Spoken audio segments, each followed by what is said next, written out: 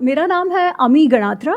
मैंने इंजीनियरिंग करा हुआ है कंप्यूटर साइंस में, उसके बाद MBA करा IIM अहमदाबाद से। 15 वर्ष जॉब करा, 4 कॉन्टिनेंट्स में रही, बहुत सारे देशों में काम किया। और 2020 में जब मैं वापस भारत आई तो फिर जो पढ़ा था उस पर लिखने का अवसर मिला। तो महाभारत अनरावल्ड करके जो पहली पुस्तक है वो लिखी, बहुत अच्छा रिस्पॉन्स रहा, सबने बहुत सराहा। उसके पश्चात रामायण अनरावल्ड लिखी। महाभारत से जो हमारी यंग जनरेशन है वो क्या सीख सकती है, इन द सेंस कि अभी तक जो लोग हैं उनके माइंड में क्या इमेज बनी हुई है महाभारत की, और आपने जब ये लिखा और संस्कृत में आपने इसका अध्ययन किया तो ऐसा आपने क्या अलग देखा जो कि प्री कंसीव नोशंस है लोगों के, उससे बिल्कुल ही अलग है? कुछ एग्जांपल्स आप देना चाहेंगे? ठीक है, तो सबसे पहला मैं प्रश्न पूछती हूँ, महाभारत का युद्ध है वो क्यों हुआ? एनीबडी जो भी बोलना चाहते हैं हाथ ऊपर करो और माइक लेकर के बोल दो। हाँ, माइक दे दो उनको। वाणी की निर्लज्जता। हाँ, जैसे द्रौपदी ने कहा था, क्या कहा था? अंधे का पुत्र अंधा। बहुत बढ़िया। द्रौपदी ने कहा अंधे का पुत्र अंधा, इसीलिए दुर्योधन के ईगो को लग गई, अहंकार चुभ गया और उसके बाद युद्ध हुआ। अगर ये बात सही है तो मुझे एक बात बताओ, लाक्षागृह में जब पांडवों को और कुंती उनके माताजी के साथ जब जलाने का प्रयत्न हुआ तब तो द्रौपदी थी ही नहीं। तो क्यों प्रयत्न किया था दुर्योधन ने? मारने की इच्छा तो उसकी तब से थी ना। द्रौपदी कहाँ आई? उससे भी पीछे जाते हैं। जब पांडव वन से आते हैं पांडु की मृत्यु के बाद, तब भीम को विष दे के मारने का प्रयत्न किया जाता है, तब द्रौपदी कहाँ थी? तो क्या द्रौपदी के कारण ये द्वेष दुर्योधन के मन में आया? पर हम बहुत ही सुलभता से मान लेते हैं कि द्रौपदी ने ऐसे कह दिया, मेल ईगो हर्ट हो गया, सही हो गया युद्ध। क्योंकि दुर्योधन में तो अच्छाइयाँ भी है, ये तो बेचारे को गाली दे दी तो कोई मानेगा क्या? और सभी को लगेगा देखो हमको कोई गाली देगा तो हम चुप बैठेंगे क्या, है ना? फिर हमारे में और एक कहावत है, युद्ध क्यों होता है? जर जोरू जमीन के कारण। यहाँ जोरू मिल गई तो उस पर थोप दिया। बहुत आसान ना? क्यों? क्योंकि हमें अपने अंदर नहीं देखना पड़ता कि इशू क्या है, हम किसी और को आराम से ब्लेम कर सकते हैं। दोषारोपण किसी के सर पे मढ़ना बहुत सुलभ है। क्योंकि जब हम एक्चुअल महाभारत के अंदर जाए ना, तो आपको एक बात बताऊं, अंधे का पुत्र अंधा ये महाभारत के कोई भी मैन्यूस्क्रिप्ट में नहीं है, ऐसा कुछ हुआ ही नहीं है। ये सब जो वो मसाला डालते हैं ना, वैसा वाला मसाला है, ये फिक्शन है। अंधे का पुत्र अंधा हुआ ही नहीं है। Are you sure about that? मतलब कहीं पर भी नहीं लिखा हुआ? 100%। आप गीता प्रेस वाला महाभारत देख लो, आप भंडारकर ओरिएंटल का क्रिटिकल एडिशन देख लो, आप KM गांगुली वर्जन देख लो, आप कोई भी महाभारत, व्यास रचित महाभारत आप देख लो, उस पे लिखी हुई पुस्तकें नहीं, वो फिक्शन है, वो नाट्य रूप है, काव्य रूप है। जो इतिहास है महाभारत, उसमें ये कहीं पर भी नहीं है। अच्छा, अब ये क्यों महत्वपूर्ण है जानना? क्योंकि फिर हमारा दूसरा प्रश्न होगा कि अगर ऐसा नहीं हुआ था तो फिर युद्ध क्यों हुआ, जिसमें पांडवों, कौरवों के और भारतवर्ष के जितने भी क्षत्रिय थे, पूरे जनरेशन्स खत्म हो गए। दादा, बाप, बेटा, 3 जनरेशन्स जो क्षत्रियों के थे वो नष्ट हो गए। इतना बड़ा वो युद्ध हुआ। ये युद्ध क्यों हुआ? पांडवों ने वनवास भी मान लिया कि 13 वर्ष वनवास जाना है। 13 वर्ष वनवास हुआ, उसके बाद नेगोशिएशंस फिर से शुरू हुए। जब नेगोशिएशन शुरू हुए तो पांडवों ने, युधिष्ठिर ने यहाँ तक कहा कि कुटुंब में, परिवार में युद्ध नहीं होना चाहिए, क्योंकि युद्ध जो है ना वो लास्ट रिजॉर्ट होता है ना? युद्ध में किसी भी, दोनों तरफ की हानियाँ होती है, इसलिए युद्ध नहीं होना चाहिए। तो आप हमें इंद्रप्रस्थ मत दो, आपके पास रखो, हमें केवल 5 गांव दे दो जिससे हमारी रोजी रोटी चलती रहे।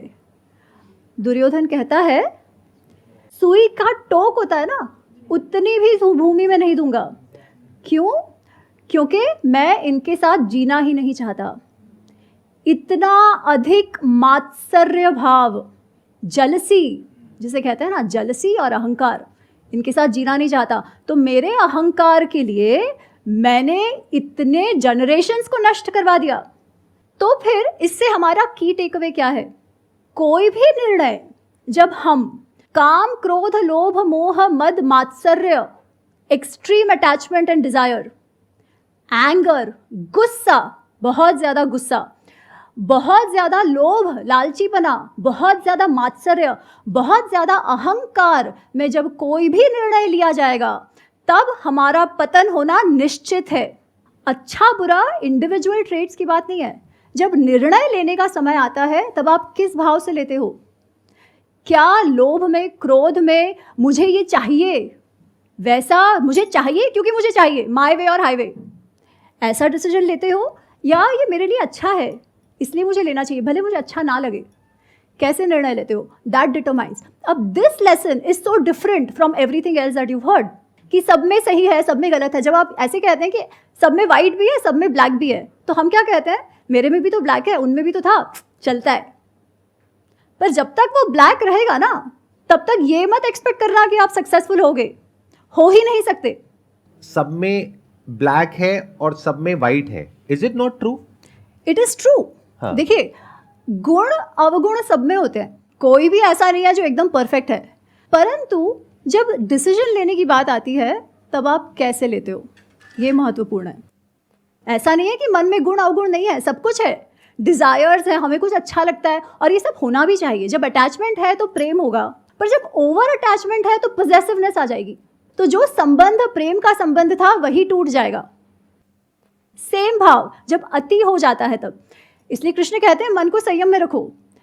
अर्जुन कहता है बहुत अच्छा, संयम में रखो कह तो दिया, पर होता है क्या, है ना? वो कहता है चंचल ही मन कृष्णा प्रमाथि बलवत दृढ़म, कि जो मन है ना बहुत चंचल है, वो वायु के जैसा है कि वायु को हम पकड़ने का प्रयत्न करते हैं ना, मन को संयम में करना वैसे कठिन कार्य है। कृष्ण कहते हैं सही है, कठिन तो है ही, असंशय ही महाबाहो, पर कैसे करो? अभ्यासेन तु कौन्तेय वैराग्येण तु गृह्यते। अभ्यास अभ्यास अभ्यास, प्रैक्टिस प्रैक्टिस प्रैक्टिस। वो सिगरेट मुझे नहीं पीनी है, फिर भी मेरा मन जाएगा, मुझे लगेगा नहीं ले लेता हूँ। आप 2-3 बार मन को बोलोगे ना नहीं लेना है, फिर चौथी बार मन नहीं करेगा, है ना? आप कोई भी कार्य करके देखो, असंभव कुछ नहीं है, पर प्रैक्टिस के अलावा कोई ऑप्शन भी नहीं है। आप ये कह रहे हैं कि जो गुण हैं अवगुण हैं वो सब में होते हैं मन के स्तर पर, लेकिन कुछ लोग हैं जो अपनी बुद्धि के हिसाब से चलते हैं, यानी बुद्धि से मन को कंट्रोल करते हैं, और कुछ है जो मन के हिसाब से चलते हैं। So what you are saying is कि it should not translate into action at the level of mann. सबके साथ में वही होता है, यानी काम, क्रोध, लोभ, ये सब सबके अंदर होता है। करेक्ट। बट कुछ उसके बेस पे एक्शन लेते हैं, कुछ उसके बेस पे एक्शन नहीं लेते हैं, यानी वो सही और गलत, धर्म और अधर्म के बेस पे एक्शन लेते हैं। That's what you are saying, right? Correct. और मैं ये भी उसमें कहना चाहती हूँ कि जब आप मन के बेसिस पर एक्शन लेते हो ना, तो उसका कॉन्सिक्वेंस तो होना ही है। फिर कॉन्सिक्वेंस जब होता है तब हम अपने आप को विक्टिम समझने लगते हैं कि सब बाहर की गलती है। नहीं, हमारे साथ जो भी होता है ना, वो कुछ भी किसी की गलती नहीं है, हमारी स्वयं की गलती के अनुसार, के हिसाब से ही जो होता है वो होता है। तो we have to start owning our actions and the outcomes. अच्छा, ये जो पॉइंट अभी इन्होंने बोला कि महाभारत जो हुई वो इस वजह से हुई क्योंकि द्रौपदी ने कहा कि अंधे का पुत्र अंधा, और ये हमने देखा भी है, टेलीविजन पे देखा है और इस तरह से सुना है। तो ये कहाँ से शुरू हुआ? ये मतलब एक इतने बड़े युद्ध के लिए एक फीमेल को ब्लेम किया जा रहा है, और वो सिर्फ एक फीमेल नहीं है, that is basically representative of all females. Absolutely. हम जो फ्रीडम ऑफ एक्सप्रेशन की बात करते हैं, हमारे संस्कृति में ये हमेशा से रहा है। हमेशा से मतलब मैं संस्कृत नाट्य जो 2000-2500 वर्ष पहले लिखे गए, वहाँ से ये है। अब ये पर्टिकुलर प्रसंग कहाँ से आता है ये मैं नहीं जानती, पर वो कहता है ना, लोक कथा में आता गया और ये बाहर तक, फिर अब वही सच्चाई हो गई जो बहुत बार बोला जाता है। जब भी कुछ काव्य लिखे गए तब उसमें जो हमारे नाट्यकार थे वो क्रिएटिव लिबर्टी तब से लेते हैं, क्योंकि पर्पस अलग है। पर्पस है रस, पर्पस है एंटरटेनमेंट, साथ साथ थोड़ा सा आप लेसन्स भी दे दो, पर वो क्रिएटिव लिबर्टी हमेशा से रहा है। हुआ क्या कि वो इतना सुंदर होता था कि वो क्रिएटिव लिबर्टी जो है वो ही सत्य हो गया। द्रौपदी के विषय में आप हमेशा जब सुनते हो तो उसे वो या तो अंधे का पुत्र अंधा, या हमेशा बदला चाहिए। जबकि आप द्रौपदी का जो व्यक्तित्व महाभारत में देखते हो वो एकदम ही अलग है। She is one of the most graceful ladies that can ever be. तो एक प्रसंग आता है महाभारत में जो वन पर्व में है, इसको कहते हैं द्रौपदी सत्यभामा संवाद। द्रौपदी सत्यभामा संवाद में ऐसा होता है कि वनवास में है पांडव, द्रौपदी और सब, और कृष्ण सत्यभामा उनसे मिलने आते हैं। तो वो जब उनसे मिलने आते हैं तो पहले तो कुछ कुछ बात चलती है, जो पुरुष हैं वो अपनी बातें करते हैं और द्रौपदी और सत्यभामा बात कर रहे हैं। सत्यभामा द्रौपदी से पूछती हैं, तुम्हारा मुझे वशीकरण मंत्र चाहिए, तुम्हारे पास वो कौन सा वशीकरण मंत्र? वशीकरण मंत्र मतलब ऐसे हिप्नोटाइज कर देना, मुझे वो मंत्र बताओ। द्रौपदी कहते क्या हुआ? वो कहती है कि ये जो 5 पांडव है वो नित्य ही तुम्हारा चेहरा देखते रहते हैं, तुम कहती हो वो कर देते हैं, जो तुम चाहती हो वो सभी पांडव करते हैं, ये 5 पांडव तुम्हारे वश में है, तो मुझे बताओ तुम्हारे पास कौन सा वशीकरण मंत्र है? द्रौपदी कहती है, सत्या कोई वशीकरण मंत्र नहीं है, पर तुम्हारी बात सच है कि मुझे पांडव बहुत मान सम्मान देते हैं, मुझसे बहुत प्रेम करते हैं। उसका कारण है मैं अपना जीवन कैसे जीती हूँ। और द्रौपदी जब लोग वो इंद्रप्रस्थ की जब महारानी थी तब अपने रोल का वर्णन करती है। It is one of the most beautiful chapters of Mahabharata. Unfortunately इसके विषय में बात नहीं होती। वो कहती है मैं सबसे पहले उठ जाती हूँ, जो भी कार्य राजमहल के अंदर होता है, क्योंकि बहुत सारे लोग, लाखों की संख्या में लोग खाने पीने आते थे, उन सब के लिए हजारों की संख्या में सेवक सेविकाएं होती थी। वो कहती है उन सब का नाम मैं जानती थी, वो सब ने कितना कार्य किया है वो मैं जानती थी, उन्होंने खाया पिया है कि नहीं वो भी मैं जानती थी। वो कहती है युधिष्ठिर जब यात्रा पे जाते हैं तब उनके साथ कितने घोड़े, कितने हाथी, कितना वेल्थ, गिफ्ट्स वगैरह जो जाते हैं दूसरे राजाओं के लिए, वो कितना गया वो और किसी को नहीं मालूम, एको अहम अपि वेद्मि, केवल मैं ही जानती हूँ। वो कहती है इंद्रप्रस्थ की जो तिजोरी है ना, जो खजाना है, जो वेल्थ है, वो ऐसी है कि किसी को मालूम ही नहीं, इतनी पूरी समुद्र जितना रत्न उसमें भरे हुए हैं, पर क्या आया क्या गया, पूरा transparency of the treasury, she says, मेरे अलावा किसी को भी नहीं है। आप सोचो उस स्त्री पर कितना विश्वास था पांडवों का कि finances of the kingdom is what she knows. और मेरा काम मैं इतनी निष्ठापूर्वक निभाती थी तब भी, while taking care of my family members, बच्चा, सासू, एवरीबडी। इसीलिए पांडव मुझे इतना भाव देते हैं। This is the character of a lady in इतिहास। ऐसी स्त्री को हम बिचारी कहते हैं। ऐसे समाज को जहाँ स्त्री को इतना स्टेटस मिला हुआ है, जहाँ फिनेंसेस भी वो देखती है, उस समाज को हम स्त्री द्वेषी कहते हैं। और इतिहास ना जानने के कारण हम हमारे ही समाज को कैसा समझने लगे हैं, उसका उदाहरण आपके सामने है। इसीलिए इतिहास को इतिहास के रूप में जानना अत्यंत आवश्यक है और बिल्कुल भी कठिन नहीं है। ये सारी पुस्तकें हैं, केवल हमें उन्हें पढ़ना है और हमारे इतिहास को, हमारे अपने आप को जानना है। हम जैसे सीता और द्रौपदी की बात करते हैं, संदीप सर के मैंने 3-4 वीडियोस देखे थे एंड मतलब पिछले 3 साल से मेरी खुद की लाइफ में वो चल रहा था कि मेरी लव मैरिज थी, 8 साल के बाद हमारी शादी हुई थी, पर मेरे हस्बैंड को ब्रेन हैमरेज हो गया 2020 में और अभी भी वो पैरालिसिस ही है उनको। तो जैसे सीता और द्रौपदी 2 कैरेक्टर्स हमारे दिमाग में रहते हैं। और मैं भी हिस्ट्री की स्टूडेंट थी, LSR से पास आउट थी, मेरा खुद का NGO है। और क्योंकि कहते हैं जो काम आप करते हैं बाहर, वही काम आपके घर में आ जाता है। मैं विकलांग बच्चों के लिए काम करती थी और वही विकलांगता मेरे घर में आ गई। तो मेरा क्वेश्चन आपसे ये है, जैसे जब ये सब कुछ होता है तो आपकी फैमिलीज़ बहुत आसानी से आपको छोड़ के चली जाती हैं, जैसे आपने कहा कि कर्मा है ना। जब हम कर्म की बात कर रहे हैं, हम ऐसा कैसे सोच सकते हैं कि हमें इस एज में ये हमारे कर्मों का फल है, क्योंकि मुझे इस जन्म में ऐसा कुछ कर्म याद नहीं आता है कि मैंने ऐसा कुछ किया हो।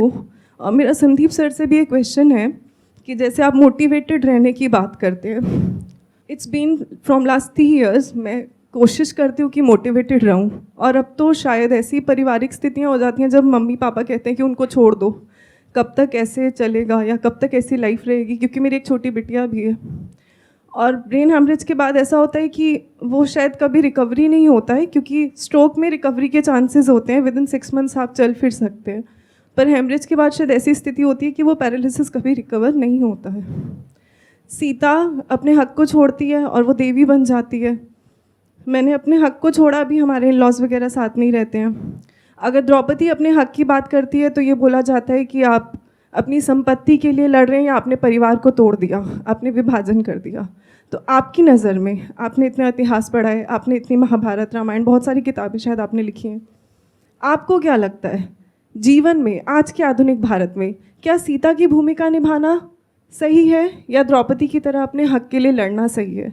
अगर आप द्रौपदी बनते हैं, आप खुद भी बहुत मेंटल ब्रेक थ्रू से जाते हैं जो ऑलरेडी आपकी लाइफ में चल रहा है, और अगर आप सीता बनते हैं, आप सब कुछ छोड़ देते हैं, तो क्या उस लाइफ को बहुत लॉन्ग टर्म निभाना संभव है? सबसे पहले तो मैं आपसे कहना चाहूँगी कि आप में बहुत शक्ति है एंड आपके शक्ति को नमन है। जहाँ तक मैंने देखा है, कर्म ना बहुत ही कॉम्प्लेक्स सब्जेक्ट है। ऐसा नहीं है कि कल हो गया और आज उसका इफ़ेक्ट दिखता है। ऑल्सो जो हम देखते हैं, जिसे हम बुरा मानते हैं, वो ज़रूरी नहीं है कि बुरा है, उस टाइम फ्रेम के लिए तो है, but we don't know what's going on behind that, right. पर आपको एक बात बताती हूँ, द्रौपदी या सीता माँ, उन दोनों के ही जीवन में हक छोड़ा, हक रखा, ये सब नहीं है। तकलीफ़ें तो आई थी, जो नहीं आनी चाहिए थी वो भी आई थी, जो हम जितना देखते हैं दे डिडंट डिज़र्व, बट जो भी आया, that is one thing that they did not lose, जिसके कारण हम दोनों को ही आज मानते हैं। That is the sense of kartavya bhav and the sense of grace. Forget what stories we've heard. परिस्थिति कोई भी हो, क्योंकि परिस्थिति पे हमारा कंट्रोल है ही नहीं, है ना, बिल्कुल भी कंट्रोल नहीं है। अच्छा होता है, बुरा होता है, ऐसी चीज़ें हो जाती हैं जो कभी सोचा ही नहीं था। Who do we blame for it? We don't know. आपकी परिस्थिति में ऐसे देखती हूँ कि आपके पति जो हैं, उनके जीवन के जो भी कर्मफल जो भी होंगे, उनको आपके साथ मिलवाया ही इसीलिए है ताकि जो भी आपका जो सामर्थ्य है वो उनके जीवन के लिए काम आए। अच्छा, अब इसके आगे क्या करना है वो आप प्रेशराइज मत होकर मत करिए, बिकॉज आप पर आपकी बेटी का भी कर्तव्य भार है, ठीक है। इसलिए क्या करना है वो आपको निर्णय करना है, पर आपके साथ ऐसा हुआ उसमें आप किसी को दोष मत दीजिए। वो इसलिए हुआ है क्योंकि कहीं ना कहीं पहली बात तो है, ऋणानुबंधन की एक बात होती है जो मैं बहुत सीरियसली मानती हूँ। पिछले जन्मों का कहो, जो भी कहो, जिनके साथ जितना समय जिस परिस्थिति में निभाना होता है ना, वो निभाना ही पड़ता है। जहाँ तक वो ऋणानुबंधन है वो रहता है। जब वो ऋणानुबंधन खत्म हो जाए ना, तब आप कितना ही प्रयत्न करो वो नहीं रहता। I will also add something in it, क्योंकि ये सिर्फ आपकी प्रॉब्लम नहीं है, ये हमारी पूरी की पूरी सोसाइटी की प्रॉब्लम है। क्योंकि होता क्या है कि यहाँ पर सुपरस्टिशन बहुत ज़्यादा है, अंधविश्वास बहुत ज़्यादा है, हमारी सबकी नस नस में दौड़ रहा है। तो होता क्या है कि कहीं भी कुछ गलत होता है हमारे साथ में, तो हम कुछ ऐसी चीज़ों को ब्लेम करने लग जाते हैं जिसका दूर दूर तक उससे कोई कनेक्शन नहीं होता है। जैसे आपने जो कहा, मैं उसी बात को रिपीट कर रहा हूं। आपने क्या कहा कि मैं एनजीओ में काम करती थी जहां पर इस तरह के पेशेंट्स होते थे, और ये कहा जाता है, मुझे नहीं पता कौन कहता है ऐसा, बट जो भी कहते हैं कि जहां आप जिस तरह की सिचुएशंस में काम करते हो वैसे ही कुछ आपके साथ होने लग जाता है। ये सब बकवास है। इस तरह की बातें मानना इज इलॉजिकल, इज अनसाइंटिफिक। क्योंकि अगर यही होता, इसका मतलब वो डॉक्टर्स जो कैंसर को क्योर कर रहे हैं उन सबको कैंसर हो जाता या उनके घर में हो जाता। It does not make any sense. Number one, that has to be very clear. हां, अगर कोई ऐसी बीमारी है जो कि ट्रांसमिट हो सकती है, then it makes complete sense. कोई वायरल इन्फेक्शन है, बैक्टीरिया इन्फेक्शन है, वो वहां से आपने कैच किया, आपसे उनको हो गया, makes complete sense. But if there is something that is not transferable और फिर आप ये कह रहे हैं, तो that is unscientific. That is one. तो never be unscientific in your thinking, because the moment you are unscientific, यानी आप लॉजिक से हटते हैं, रीजनिंग से हटते हैं, तो आप सुपरस्टिशियस हो जाते हैं। Then you become vulnerable to such people जो आपके फियर का बेनिफिट लेते हैं, आपके कंफ्यूजन का बेनिफिट लेते हैं, आपको ऐसे रास्तों पर लेकर के जाते हैं जहां पर आगे सिर्फ डार्कनेस होती है। तो never get into that territory. This is a message for all of you and like say everybody who is watching me. क्योंकि the moment you start accepting these baseless arguments और these superstitious beliefs as facts, वहीं से हमारा downfall शुरू हो जाता है, हमारी थिंकिंग का। अब हमारी जो थिंकिंग है उसका कोई ग्राउंड ही नहीं है। इट्स लाइक अ बॉटमलेस पिट, वो गिरती जाएगी नीचे नीचे। That is one. सेकेंड, ये जो लॉ ऑफ कर्मा का पूरा कॉन्सेप्ट है ना, इससे ज्यादा मिसअंडरस्टूड और कोई कॉन्सेप्ट नहीं है। अगर आप मेरे स्टैंड पॉइंट से देखेंगे, जहां तक मैं भी पहले इसको समझता था, मैं भी कुछ ऐसा ही समझता था जहां तक मैंने स्टडी किया था या समझा था, कि हमारे कुछ कर्म हैं, कुछ संचित कर्म हैं, जो पिछले जन्मों के हैं, जो चले आ रहे हैं, उसकी वजह से हमारे साथ में कुछ हो रहा है। तो अगर कभी हमने पास्ट लाइफ में कभी कुछ बुरे कर्म करे हैं तो उसका तो फल मिलेगा ही। मेरे स्टैंड पॉइंट से आप देखेंगे, जो हो सकता है इनके स्टैंड पॉइंट से बिल्कुल अलग हो। जो एक करता है उसका असर सब पे होता है, और जो सब करते हैं उसका असर एक पर होता है। तो अपने आप को ब्लेम करना बिल्कुल छोड़ दो। इस गलतफहमी से बिल्कुल बाहर आ जाओ कि मैंने कुछ ऐसा किया जिसकी वजह से मेरे साथ में कुछ ऐसा हो रहा है, या उन्होंने कुछ ऐसा किया जिसकी वजह से उनके साथ में ऐसा हो रहा है। We can talk about it, we can debate about it. मैं आपको बताता हूं मेरा टेक क्या है, आप बताइएगा आपका क्या टेक है इसके ऊपर। मैं कैसे देखता हूं इस दुनिया को कि ये जो हमारे नोशंस हैं, अलग अलग जो रिलीजन्स हैं उनके अलग अलग नोशंस हैं। तो मैं क्या कह रहा हूं, इन सबको अगर हम एक बार को हटा दें, जो भी लिखा हुआ है उसको हटा दें। मैं ये नहीं कह रहा वो लिखा हुआ गलत है, मैं ये कह रहा हूं कि हो सकता है हमारा इंटरप्रिटेशन गलत हो सकता है वो जैसे करके हो कि एज एन एग्जाम्पल के ऐसा होता है और उसका हमने अपने आप ही कुछ और मतलब निकाल लिया। तो मेरे हिसाब से लॉ ऑफ कर्मा क्या है, मेरे स्टैंड पॉइंट से अगर आप समझेंगे तो, कि जो एक करता है उसका असर सब पे होता है। यानी कि क्या, आज जिस जगह पर अभी हम बैठे हैं, Delhi, which is one of the most polluted cities in the world, यहां पर जो बच्चा पैदा हो रहा है, क्या वो उसके बुरे कर्म है जिसकी वजह से वो पैदा हो रहा है? क्योंकि उस बच्चे को पॉल्यूटेड एयर ब्रीथ करनी पड़ रही है, जिसकी वजह से उसको कुछ ऐसी बीमारियां हो गई है कि वो तड़प तड़प करके मर रहा है। किसकी वजह से? अपने पास्ट कर्मा की वजह से? अरे नहीं, हमारी पूरी की पूरी सोसाइटी की वजह से, या पूरी ह्यूमैनिटी की वजह से, अगर और ब्रॉडली देखो तो। अब ये जो आर्ग्यूमेंट्स होते हैं ना, इसको हम बारीकी से नहीं देखते हैं, इस वजह से हम कंफ्यूज हो जाते हैं। और जैसे हम कंफ्यूज हो जाते हैं तो लोग आ जाते हैं हमको मिसगाइड करने के लिए, कि कुछ भी आपको बोलेंगे और फिर कहेंगे कि अच्छा ठीक है, आपको ये करना है, अब आपको वो करना है, ये कर्म कांड है, ये पहन लो, वो पहन लो, ये कर लो, वो कर लो, यहां चले जाओ, वहां चले जाओ, all that stuff, and then you are completely lost. जैसे बहुत सारे लोग ये समझते हैं कि जो भी हम करते हैं वो हमने कुछ किया होता है और एक बीज की तरह होता है जो हमने बोया, अब उसका फल मिल रहा है। तो जब सोसाइटी में कोई रेप होता है उसके लिए किसको ब्लेम करोगे? उस इंसान को जिसके साथ में वो हो रहा है, क्योंकि पुराने जन्मों में उसने कुछ किया है। अगर ये लॉ ऑफ कर्मा की आपकी थ्योरी है तो अगर किसी के साथ में कुछ गलत हो रहा है तो क्यों हो रहा है, उसके पीछे बहुत सारे रीजंस हैं, और वो रीजंस बहुत ही ऑब्वियस हैं। उसमें किसी मिस्टिकल बात को उनको बीच में घुसाने की जरूरत नहीं है। यानी कि वहां पे लॉ एंड ऑर्डर की प्रॉब्लम है, जो जस्टिस सिस्टम है उसकी प्रॉब्लम है, कि अगर कोई गलत करता है तो उसको सजा मिलने में 20 साल, 30 साल, 50 साल लग जाते हैं। तो लोगों के अंदर उसका डर नहीं है, लीगल सिस्टम का।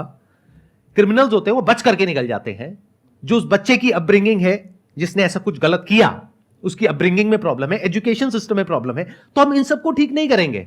हम क्या करेंगे, इसका एक ओवर सिंप्लीफाइड आंसर उठा करके लोगों को दे देंगे, क्योंकि उसको समझाने में भी मेहनत नहीं है समझाने वाले को, और समझने वाले को भी अपना दिमाग नहीं लगाना है। ग्लोबल वार्मिंग किसकी वजह से हो रही है? किसी एक की वजह से हो रही है, हम सबकी वजह से हो रही है। Why don't we take responsibility? Humanity की वजह से हो रही है। अच्छा, ग्लोबल वार्मिंग की वजह से अगर कहीं पर बाढ़ आती है, मान लेते हैं दुनिया के किसी पार्ट में आती है, जो आएगी फ्यूचर में, और वहां पर लाखों लोग मर जाते हैं, क्या उन लाखों लोगों ने कुछ गलत कर्म करे हैं जिस वजह से वो मर गए हैं? Does that make any sense to you guys? तो हो क्या रहा है, अगर ध्यान से समझोगे, ध्यान से ऑब्जर्व करोगे, कि इस पूरे यूनिवर्स में कहीं पर भी अलग अलग कहीं कुछ है ही नहीं। Everything is inter related and interconnected. तो जो भी एक इंसान कुछ कर रहा है, उसका डायरेक्टली या इनडायरेक्टली असर पूरी सोसाइटी पे आ रहा है। आज अगर आप अपने बच्चे की जिस तरीके से अपब्रिंगिंग कर रहे हो, देखने में लग सकता है कि उसका असर वहीं तक है, बट वो बच्चा आगे जाएगा सोसाइटी में, वो हो सकता है टीचर बनेगा या इंजीनियर बनेगा, डॉक्टर बनेगा, क्या उसका असर और आगे नहीं आएगा? अगर उसके अंदर एंगर है तो क्या वो एंगर, फ्रस्ट्रेशन या जो भी प्रॉब्लम्स है वो आगे ट्रांसफर नहीं हो जाएगी? तो क्या एक का असर सब पे नहीं आ रहा है? एक चेन नहीं बन रही है पूरी की पूरी? Can't we see that? Isn't it obvious? हम क्या करते हैं, इसका एक ओवर सिंप्लीफिकेशन निकाल देते हैं कि एक बच्चा है, उसने मान लो गुटखा खाने का डिसीजन लिया, तो उस बच्चे की गलती है। बच्चा मतलब 15-16 साल का, जहां पर यूजुअली ये सब चीजें शुरू होती है। अच्छा, उसकी गलती है सच में? क्या उसके अंदर इतनी बुद्धि है कि वो ये समझ पाए कि इसकी वजह से क्या होने वाला है आने वाले 20 साल बाद? तो क्या हम पूरा ब्लेम उस पर डाल सकते हैं, उसके कर्मों पर डाल सकते हैं? या फिर हम है सोसाइटी जहां पर के इस तरह की एड्स कर रहे हैं वो लोग जो आपके हीरो हैं, जिनके लिए आप लड़ने मरने कटने को तैयार हो जाते हो, जिनके बारे में अगर मैंने नाम ले दिया तो आप लोग आकर के मुझे ही उल्टा बोलने लग जाओगे, जिनके बारे में आप कुछ सुन नहीं सकते हो, आपके सो कॉल्ड हीरो, वो जाकर के ऐसी चीजों की ऐड कर रहे हैं। तो क्या उस बच्चे को जो कैंसर हो रहा है वो उस गुटखा कंपनी की वजह से हो रहा है? या आपकी वजह से हो रहा है, हमारी सबकी वजह से हो रहा है, क्योंकि हम चाहें तो बहुत कुछ कर सकते हैं लेकिन कुछ करते नहीं है। तो जैसे ही लॉ ऑफ कर्मा को आप इस तरीके से समझते हो तो हम सबके ऊपर एक बहुत बड़ी रिस्पॉन्सिबिलिटी आ जाती है, क्योंकि अब फ्यूचर जैसा भी होगा सिर्फ आपका अपना नहीं, क्योंकि आपका अकेले का तो कोई फ्यूचर है ही नहीं। अगर आप किसी ऐसी जगह पे रहते हो जहां पर सब लोग खराब है, उसकी वजह से पूरा मोहल्ला खराब है, तो आप कैसे खुश रह सकते हो?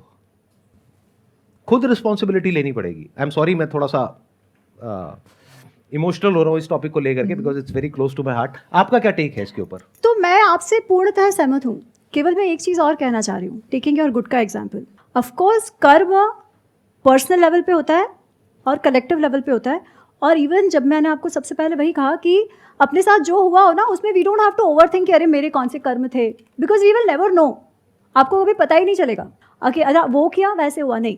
परंतु ये बात भी बिल्कुल नहीं भूलनी चाहिए कि कोई भी कारण सर, कितनी भी बेवकूफ़ी के कारण, अगर वो 16 वर्ष का बच्चा गुटखा खाता है और उसके माँ बाप उसे नहीं रोकते हैं तो उसका कॉन्सिक्वेंस तो उसे भुगतना ही पड़ेगा।